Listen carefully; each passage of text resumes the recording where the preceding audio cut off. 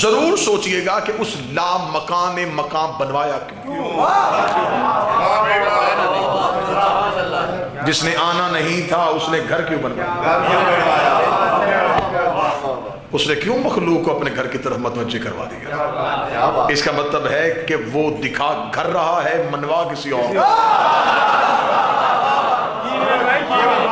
اگر آپ کہیں کہ یہ گھر اللہ کا ہے اور اس کے علاوہ اللہ کے علاوہ کوئی بھی اس گھر میں نہیں، قرآن یہی منبر پہ لے کے یہی سے ابھی کا ابھی فیصلہ کر کے اٹھتے ہیں۔ اسی آیت میں جو میں نے پڑھی ہے، اسی آیت کو آگے لے کے چلو، اس میں خدا کہتا ہے وَعَهِدْنَا إِلَىٰ إِبْرَاهِيمَ وَإِسْمَاعِيلَ، ہم نے وعدہ لیا تھا ابراہیم اور اسماعیل سے، دونوں سے، دنیا میں نہیں، وہاں نبوت دوں گا، ایک کام کرنا تم نے کیا، إِنَّ طَاهِرَ بَيْتِي، تم دونوں نے امتوں کے پیچھے نہیں بھاگنا، صرف میرے گھر کو صاف رکھنا۔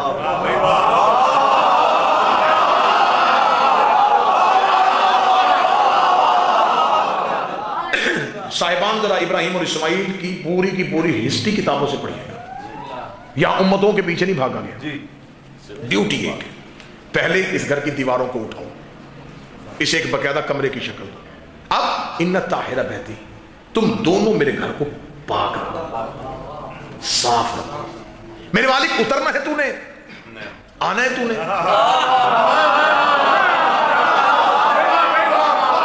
مخلوق نے سجدہ کرنا ہے کعبے سے باہر، اسے اندر سے صاف کیوں کروا رہے ہیں؟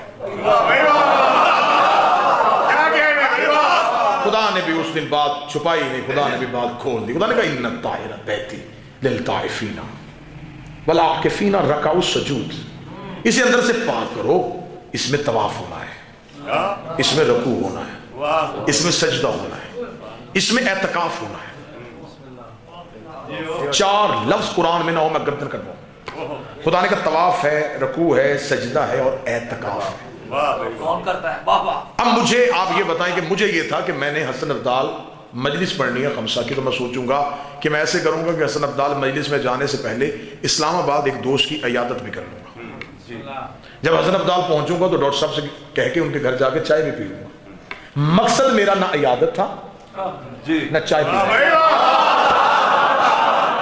مقصد تھا میرا مجلس پڑھنا۔ یہ میں نے کہا رستے میں گزرنا تو ہے تو یہ کام بھی میں نپٹا لوں۔ خدا کا اصل مقصد گھر پاک کروانے کا، طواف نہیں تھا۔ کیوں؟ میں اس کی دلیل دیتا ہوں۔ گھر پاک کروایا اندر سے اور طواف باہر ہو رہا ہے۔ گھر پاک کروایا اندر سے، رکوع باہر ہو رہا ہے، سجدہ باہر۔ اللہ نے جو 4 کام قرآن میں لکھے، اس میں ایک کام ایسا ہے جو اندر ہوتا ہے، جسے کہتے ہیں اعتکاف۔ اعتکاف کہتے ہیں معتکف ہونا، مخلوق سے کٹ جانا، خالق سے جڑ جانا۔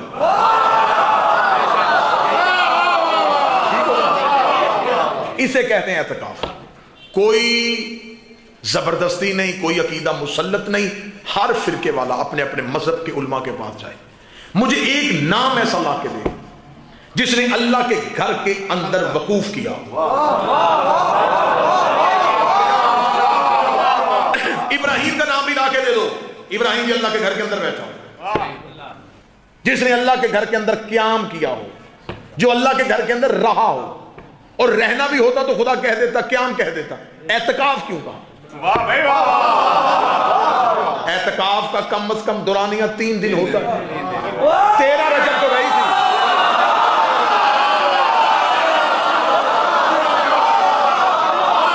جہاں تک آپ آ گئے ہیں، نچلی اڑان کرنے کا میں قائل ہی نہیں ہوں، اس سے اونچی اڑان میں ہمیں جانا ہے۔ اس کا مطلب ہے اعتکاف کا دورانیہ 3 دن ہوتا ہے۔ علی کی بات 13 تو گئی، 16 رجب کو آ گئی بات، تو یہاں سے آگے جانے لگی تھی کہ یہ گھر ہے کس کا؟ شریعت کے مالک مولویوں سے جا کے پوچھ لو، مرد اعتکاف بیٹھے گا تو مسجد میں بیٹھے گا، عورت بیٹھے گی تو گھر میں بیٹھے گی۔ علی کی ماں اللہ کے گھر میں بیٹھی ہے، اب بتا اللہ کا گھر سمجھ کے بیٹھی ہے یا علی کا؟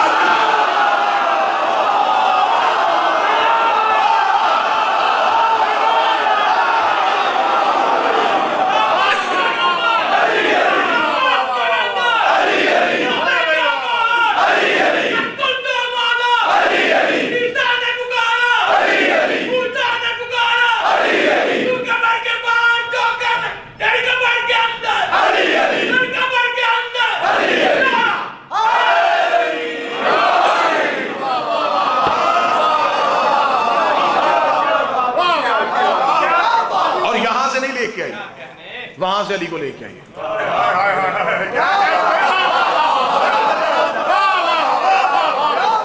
معراج دو شخصیتوں کی ہے. ایک مستور گئی ہے, ایک مرد گیا. جو مرد گیا وہ نبیوں کا سردار, جو مستور گئی وہ علی کی ماں. ایک زہرا لینے گیا ہے, ایک علی لینے گئی, کیونکہ زہرا کا نور بھی ادھر سے آیا, علی کا نور بھی ادھر سے. یہی وجہ تھی کہ دونوں کا عقد بھی وہاں پڑھا گیا. نکاح فرش پہ زہرا اور علی کا ہو ہی نہیں سکتا تھا, نکاح ہوتا ہے دلہن کے گھر. کہاں چلا گیا مسلمان؟ زمین تراب ہے, علی ابو تراب ہے. بس یہ ایک عقد ہے جو عرش پہ ہوا. اس کے بعد بات مشہور ہو گئی, جوڑے عرشوں پہ بنتے ہیں.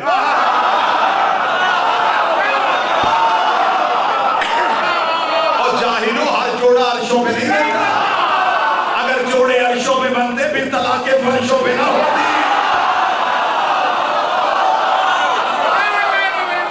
ایک ہی جوڑا تھا جو عرش پہ بنا تھا. لڑکی مصطفیٰ کے گھر سے تھی, لڑکا اللہ کے گھر سے تھا. دلہن نبی کے گھر کی, دلہا خدا کے گھر کا.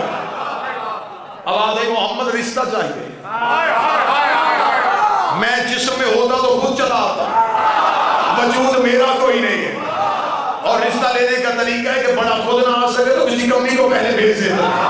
خدا نے عرش پہ نگاہ کر کے کہا مجھے علی کے رشتے کے لیے بھیجنا ہے. مجھے کوئی نوکر چاہیے. سورج کی آواز آئی, مجھے بھیج. فرمایا اس کے دروازے پہ چلنے والے کا کیا کام ہے؟ چاند کی آواز آئی, مجھے بھیج دے. فرمایا تیرے چہرے پہ داغ ہے, مجھے بے داغ چاہیے. ادھر ستاروں کی محفل سے زہرا اٹھا, اسے کہا ٹمٹماتا ہوا ستارہ ہوں, مجھے مقدر کا تری بنا دے, مجھے قسمت کا دیوتا بنا دے. مجھے علی کے دروازے پہ, زہرا کے دروازے پہ علی کے رشتے کا کمنی بنا کے بھیج دے. ادھر سے عرش سے تارا ٹوٹا, ادھر سے محمد کی بیٹی مصلی پہ آئی. بی بی نے ٹوٹتا ہوا تارا دیکھا, بی بی نے کہا اللہ اکبر, اللہ اکبر, اللہ اکبر, اللہ اکبر. تارا چلتا چلتا چلتا علی کی چھت پہ آیا. تارے نے علی کی چھت کا طواف کرنا شروع کیا. سارا کی آواز آئی الحمدللہ, الحمدللہ, الحمدللہ. زہرا نے 7 چکر علی کے گھر کے لگائے, پھر دروازے پہ گر گیا. میں نے زہرا سے پوچھا اگر آیا ہی تھا تو سیدھا دروازے پہ کیوں نہیں آیا؟ فرمایا قیامت تک مولوی بھونک دیتے, ٹوٹا تھا گر گیا, ٹوٹا تھا گر گیا, ٹوٹا تھا گر گیا. میں نے چکر لگا کے بتایا ہے, ٹوٹا ہوا نہیں آیا, بھیجا آیا.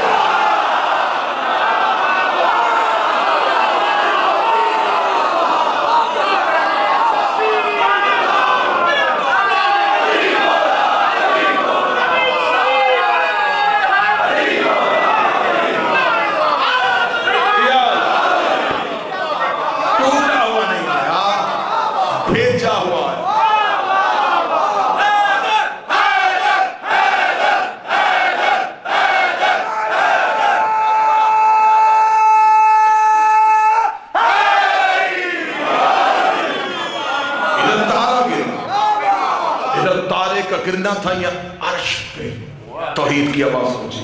افلا اقسم بمواقع النجوم, مجھے اس دہلیز کی قسم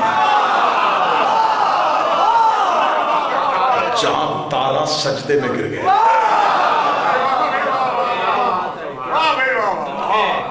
اس دروازے پہ جو بھی آتا ہے اس کے اترنے کا ذکر قرآن میں ملتا ہے.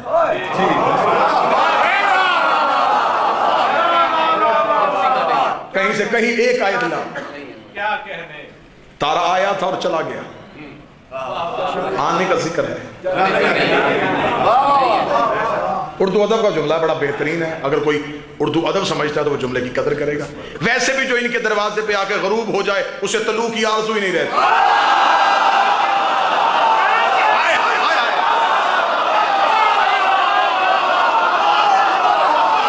جو ان کی دہلیز پہ آ کے غروب ہو جائے اسے آرزو طلوع نہیں, کیونکہ وہ غروب یہاں ہوتا ہے, طلوع کہیں اور جا کے ہوتا ہے.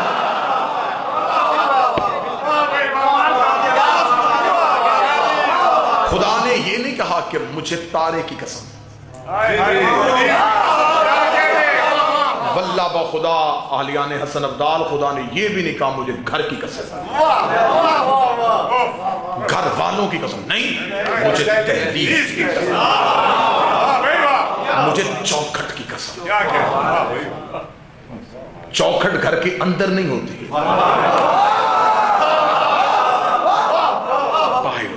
مجھے اس دہلیز کی قسم جہاں ستارے اترے، جہاں ستارے نازل ہوئے۔ مجھے نہیں پتا اب یہ کل والی مجلس تو ہے ہی نہیں، تو میں تو چاہتا ہوں کہ آج ہی 2 مجلسیں پڑھی جائیں، تو پھر مجھے آج یہ جملہ کہنے کی حسن ابدال اجازت ہے۔ میرا عقیدہ میں مسلط نہیں کرنے لگا، جس کا ملتا ہوگا وہ ساتھ ہاں کہہ دے گا، باقی پہ چھٹی، کوئی مسلط نہیں کرنا۔ میرے نزدیک عرش خدا سے افضل ہے دہلیز فاطمہ۔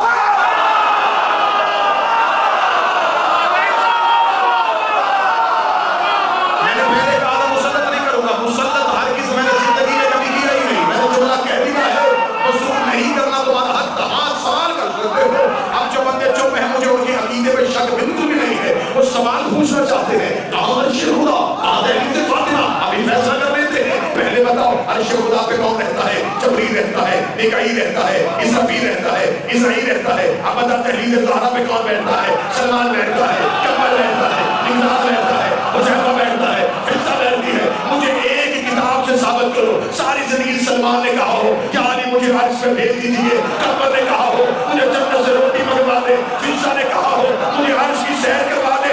ادھر والے ادھر نہیں جاتے، ادھر والے فقیر مسکین یتیم وہ آتے ہیں۔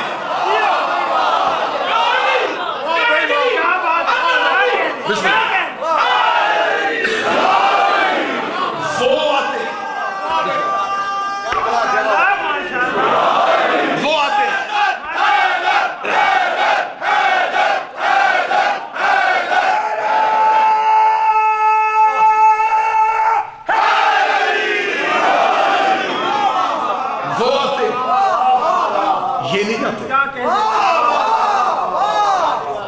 اور وہ جب ادھر آتے ہیں تو پھر وہ فرشتے بن کے نہیں آتے،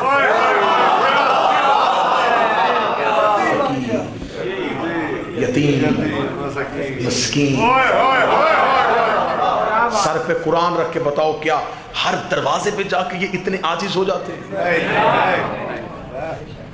ہر دروازے پہ جا کے اتنے عاجز ہوتے ہیں۔ خدا قرآن میں کہتا ہے ہم نے ابراہیم کے گھر عزت والے مہمان بھیجے۔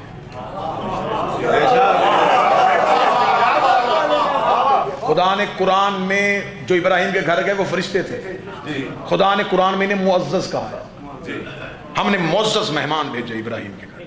کتنا فرق ہے ابراہیم اور زہرا کی دہلیز میں،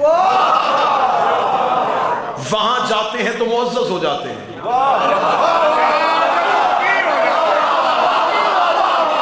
یہاں پہ مسکین ہو جاتے ہیں۔ پریشان نہ ہونا، ان پہ سوال کر لو، فرق میں بتا دیتا ہوں، وہ خلیل اللہ کا گھر ہے، یہ حجاب اللہ کا گھر ہے، وہاں اللہ کا دوست رہتا ہے، یہاں اللہ کے راز ہے۔ ابراہیم کے گھر فرشتے گئے معزز، قرآن ممبر پہ لے کر ابراہیم کے گھر فرشتے گئے، ابراہیم نے نہیں پہچانا، پہچانا ہی نہیں۔ میں دلیل دیتا ہوں، پہچانتے تو جانور تو ذبح نہ کرتے۔ ابراہیم کے گھر فرشتے گئے اور ابراہیم جانور ذبح کر رہا ہے، گوشت بھون رہا ہے، مہمان آئے، ابراہیم کے گھر فرشتے گئے، ابراہیم نے نہیں پہچانا۔ خدا نے پورا قصہ قرآن میں لکھا۔ یہ جو اللہ پرانے نبیوں کی باتیں لکھتا ہے یہ کتاب موٹی کرنے کے لیے نہیں لکھتا،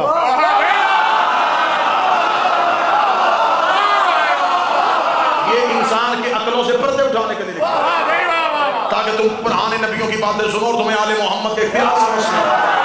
ابراہیم کے گھر فرشتے گئے، ابراہیم نے نہیں پہچانا، ابراہیم کے گھر فرشتے گئے، نہیں پہچانا، قرآن سامنے لے کے آیا، ابراہیم کے گھر فرشتے گئے، پہچانتا چاہتا ذبح نہ کرتا، ابراہیم نے نہیں پہچانا۔ یا تو یہ جملے کے بعد میرا مالک مجھے طاقت ہے میں اڑ جاؤں اور تمہارے سہروں کی نقش کر کے چلا جاؤں۔ ابراہیم کے گھر فرشتے گئے، ابراہیم نے نہیں پہچانا، زہرا کے دروازے پہ آ کے فرشتے نے کہا میں ترسی ہوں، کسی نے کہا مجھے پتا ہے تو جبرائیل ہے۔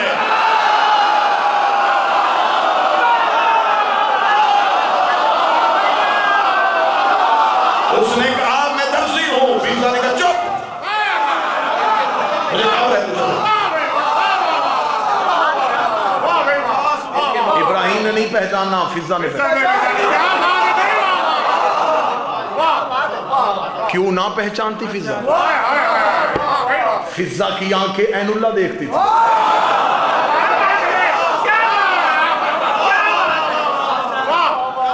فضا حجاب اللہ کی نوکری کرتی، فضا وجہ اللہ کی زیارت کرتی. ابراہیم کے گھر فرشتے گئے، ابراہیم نے نہیں پہچانا، ابراہیم نے جانور ذبح کیا، گوشت بھون لیا، دسترخوان سج گیا، راز کھل گیا.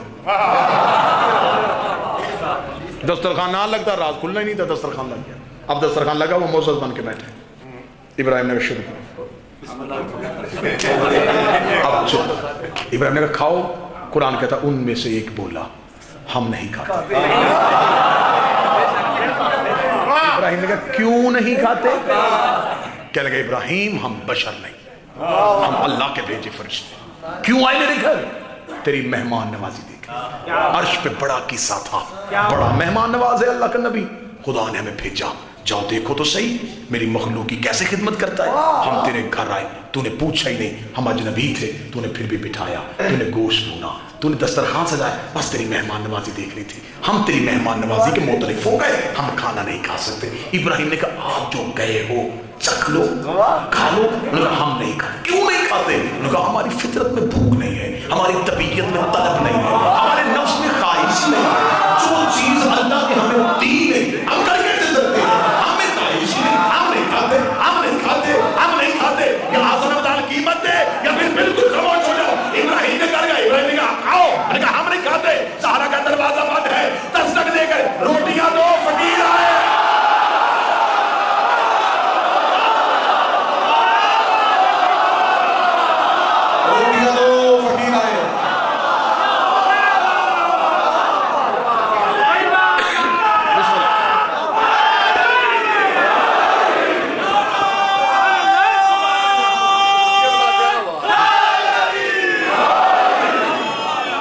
وہاں کھا نہیں رہے، وہاں کھا نہیں رہے، یہاں سے جا نہیں رہے. ابراہیم خود کہہ رہا ہے کھاؤ، کہتے نہیں کھاتے.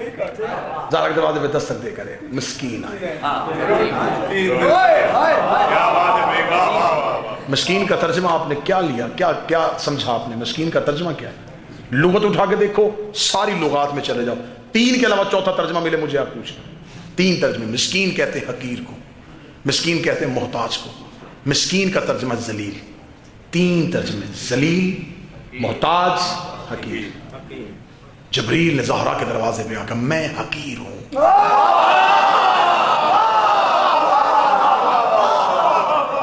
اب مجھے وہ ترجمہ تو کرنے دو جو لغت میں لکھا ہے، وہ ترجمہ تو ہمارا حق بنتا ہے نا جو لغت میں لکھا ہے. روٹیاں دو، میں محتاج ہوں. روٹی دو، ذلیل ہوں. ذلیل گالی نہیں ہے. 2 جگہوں پہ مجھے جبریل نے اپنے آپ کو ذلیل کہلوایا نظر آیا. ذلیل عاجزی کی انتہا ہے، اپنے آپ کو بالکل ختم کر دینا. 2 جگہوں پہ مجھے ایسا کرتا ہوا جبریل نظر آیا. ایک جب اللہ نے خلق کیا، خدا نے کہا من انت و من انا، تو کون ہے میں کون. جبریل خلق ہوتے کہا انت انت و انا انا، تو ہے میں. علی کی آواز ہے اللہ کی بارگاہ میں تو میں نہیں کرتے. انت ربی الجلیل وانا عبد الرسول،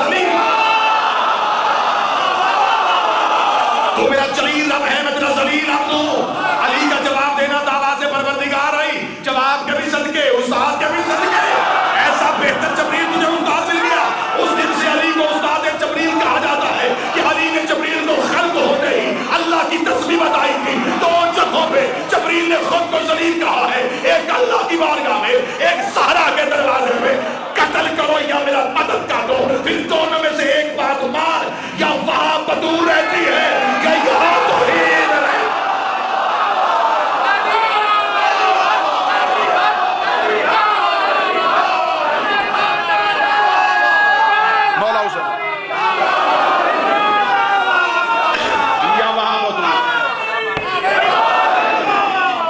بطول ہے یا یہاں توحید ہے.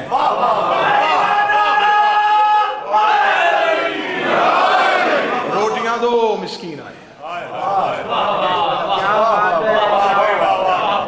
یہ روٹیاں مانگنا حادثہ نہیں تھا، یہ اللہ اور نبی کا مشترکہ منصوبہ تھا.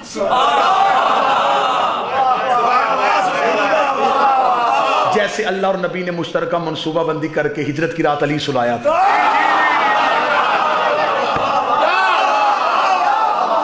کیونکہ علی سو نہیں رہے تھے, علی سوتے ہی نہیں تھے. علی نے کہہ دیا سورج گواہ ہے نا, میں نے تجھے ابھرتے دیکھا, تو نے کبھی مجھے سوتے نہیں دیکھا. وہ دعویٰ کر چکا تھا لا تاثر سے نہ تو بلانا, مجھے نیند نہیں.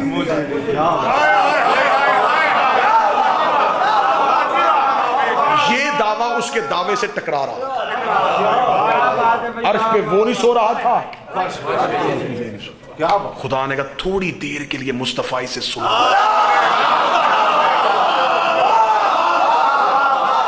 پھر نبی نے بھی یہ نہیں کہا یا علی میرے بستر پہ لیٹ جا, سو جا.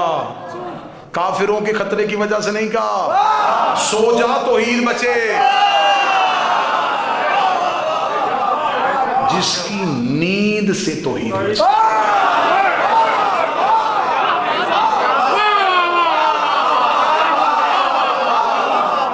جس نے تھوڑی دیر کے لیے آنکھ بند کی اس کی لاش شریکی محفوظ ہو.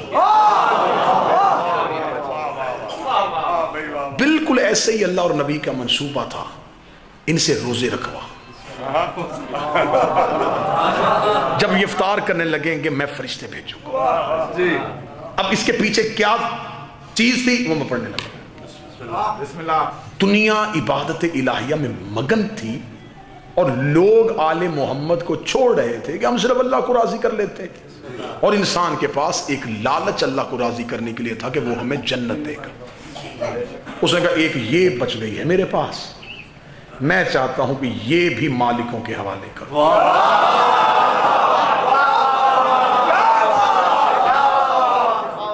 تاکہ مخلوق کو مجھ سے اس کا لالچ بھی نہ ہو. یہ میری طرف بھاگتے ہیں بار بار جنت کے لیے نا, تو یہ میں ان کے اصل وارثوں کو تک چھوڑ. تو ان سے روزے رکھوا, میں عین افطار کے وقت فرشتے بھیج دوں. میں پوری ذمہ داری کے ساتھ کہہ رہا ہوں, یہ جو سورہ دہر ہے اس کے جو پنجتن ہیں اس میں نبی کا نام نہیں ہے, کیونکہ رسالت مآب نے روزے رکھوائے ہیں, رکھا نہیں. رسالت مآب نے روزے رکھو, روزے رکھ لیے. پہلے دن افطار کا وقت دروازے پہ دستک ہوئی, السلام علیکم یا اہل بیت نبوہ و مادن الرسالہ انا یتیم, میں یتیم ہوں. آواز سے ہن میں آئی. علی نے اپنی روٹی اٹھائی, سیدہ نے اپنی اٹھائی, حسن نے اپنی اٹھائی, حسین نے اپنی اٹھائی. فضا نے چاروں کے نیچے غلاف بنا کے رکھی اپنی روٹی.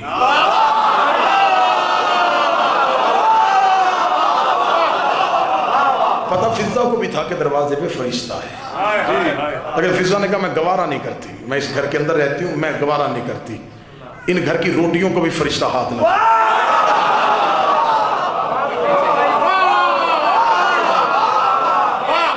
فضا نے غلاف بنا کے اپنی روٹی رکھی, دروازہ کھولا, بغیر دیکھے جو بھی تھا اس کے ہاتھ میں روٹی رکھ دی. روٹیاں عرش پہ چلی گئی. اگلے دن افطار کا وقت ہوا, پھر دروازے پہ, صدا وہی, لہجہ وہی, جملوں کی ترتیب بدل گئی. کل والا یتیم آج مسکین بن گیا. پھر علی کی روٹی, سیدہ کی روٹی, حسن کی روٹی, حسین کی روٹی, 5 کی روٹی, فضا کی, پھر دے دی. تیسرے دن پھر دروازہ, پھر دستک, پھر وہی لہجہ, ترتیب بدل گئی. یتیم مسکین آج اسیر بن گیا. پھر روٹی اٹھائی, پھر 4 روٹیاں سیدوں کی, 5 فضا کی, پھر اس کے ہاتھ میں دے دی. روٹیاں چلے گی 15, 12 سیدوں کی, 3 روٹیاں چلیں گی عرش پہ. خدا نے بنتی قیمت جنت, خدا نے اسی فرشتے کے ہاتھ میں جنت کی ملکیت رکھی اور فرمایا واپس اسی دروازے پہ پلٹ جا, اور پلٹ کے جا کے ان سے جا کے کہہ کہ ہم آنے والے فرشتے تھے, یہ اللہ نے جنت کی ملکیت بیچی ہے.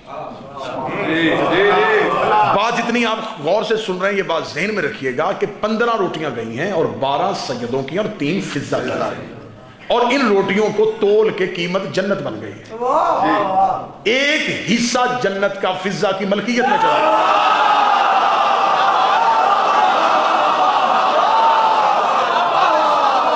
فضا جنت کے مکینوں میں سے نہیں ہے, مالکوں میں سے. سطر پڑھوں گا تمہاری روحیں پرواز کرنے لگی ہیں. معصوم سے ایک بندے نے پوچھا مولا فضا جنت کی مالکہ کیوں ہو گئی؟ فرمایا حسنین نے اما کہہ دیا تھا.